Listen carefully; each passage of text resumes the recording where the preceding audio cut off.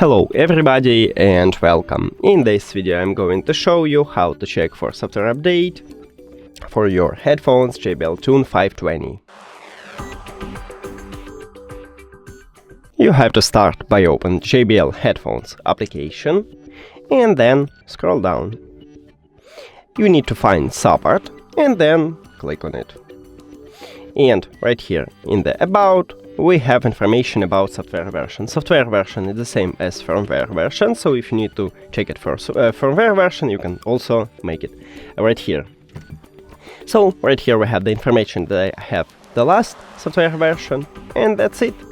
Thank you for watching this video. If you found it helpful, please consider subscribing to the channel and leave the like on the video. See you later!